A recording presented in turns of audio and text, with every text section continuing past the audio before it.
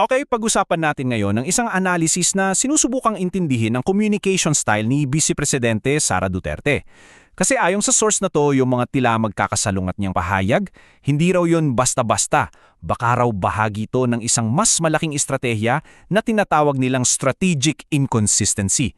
Halika, himayin natin yan. At alam nyo, lahat to nagsimula sa isang sagot.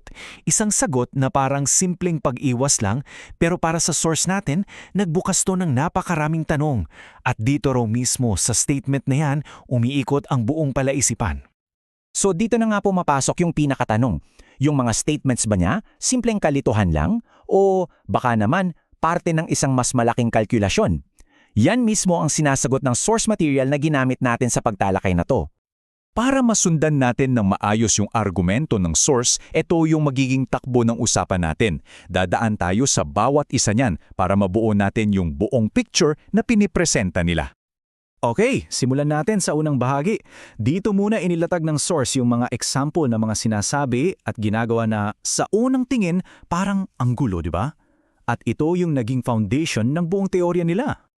So ito yung ilan sa mga tinitingnan ng source. Sabi niya magkakaroon daw ng kaguluhan, pero at the same time, yung kampo niya nalilink sa mga destabilization attempts.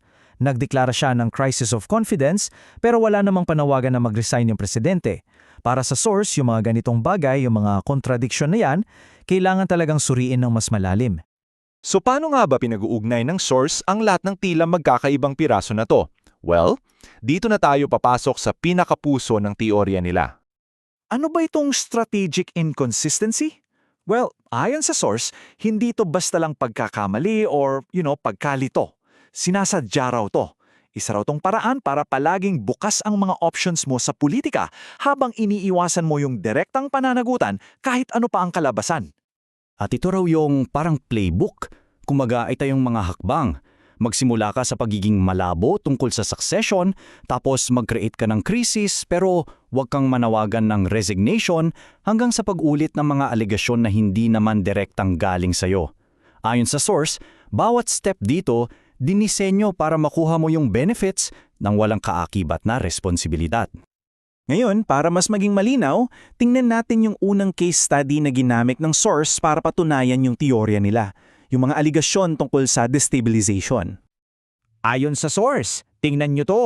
May 3 sunod-sunod na insidente raw sa loob lang ng ilang buwan at bawat isa tila may layuning maghasik ng mensaheng anti-Marcos. Sabi ng source, yung pattern na yan mahalagang ebidensya sa analysis nila. At ang talagang interesante rito, yung conclusion ng source. Ang tawag nila dito sa Ingles, plausible deniability. Ano yun? Yun yung kakayahan mo na makinabang sa gulo kung magtagumpay yung plano, pero kapag pumalpak, ang dali-dali mong sabihin na wala akong kinalaman dyan. Ganun daw ang lohika sa likod ng estratehiyang ito. Okay, lipat naman tayo sa ikalawang case study ng source. Tungkol naman to sa issue ng drug test na tinatawag nilang isang example ng moral inconsistency. Dito, malinaw na pinapakita ng source yung tilang magkaibang standard.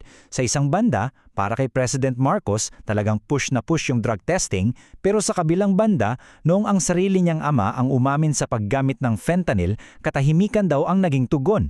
Yung pagkakaibang yan, ayon sa source, ay isang malinaw na example ng strategic inconsistency. So, balik tayo doon sa pinakaunang tanong, di ba? Bakit nga ba umiiwas sa direktang sagot tungkol sa sabay na pagbibitiw? Sabi ng source, baka yung sagot, nasa constitution pala natin mismo. Kasi, eto yung crucial na punto. Marami kasing nag-aakala na kapag sabay na nawala sa pwesto ang presidente at vice-presidente, automatic na yung VP ang papalit. Pero, ayon sa constitution at sa paliwanag ng source, hindi pala ganun kasimple. Sa halip, yung Senate President ang pansamantalang uupo. At ayon sa batas, meron lang siyang 40 days, napakabilis niyan, para mag-organize ng isang special election. So hindi ito garantisadong pag-akyat sa kapangyarihan. Kailangan mong dumaan ulit sa isang bagong halulan. So yung sikat na quote na magkakagulo tayo niyan, ayon sa interpretasyon ng source, ay hindi lang isang simpleng babala. Isa raw yung kalkulasyon. Yung kaguluhan na tinutukoy niya ay posibleng yung mismong special election na kailangan niyang harapin kung saan masusubok na naman yung political capital niya. At ngayon, pag-isahin na natin ang lahat. Ito na yung huling analysis ng source kung saan pinagsama-sama na niya ang lahat ng ebidensya para ibigay ang kanyang final verdict. At para sa kanila, malinaw ang konklusyon. Ang lahat ng ito ay hindi aksidente o kalituhan, sinasadya raw ito. Isa itong political operating system, isang playbook, isang Duterte code na tila minana at mas pinahusay pa. Ayan, yan ang buong pagsusuri mula sa source natin. Mula sa mga nakakalitong pahayag hanggang sa teorya ng strategic inconsistency. Inilatag na nila ang kanilang argumento, ang kanilang mga ebidensya. Ngayon, nakita mo na ang kanilang pananaw, ang huling tanong ay para sa'yo. Ano naman ang nakikita mo?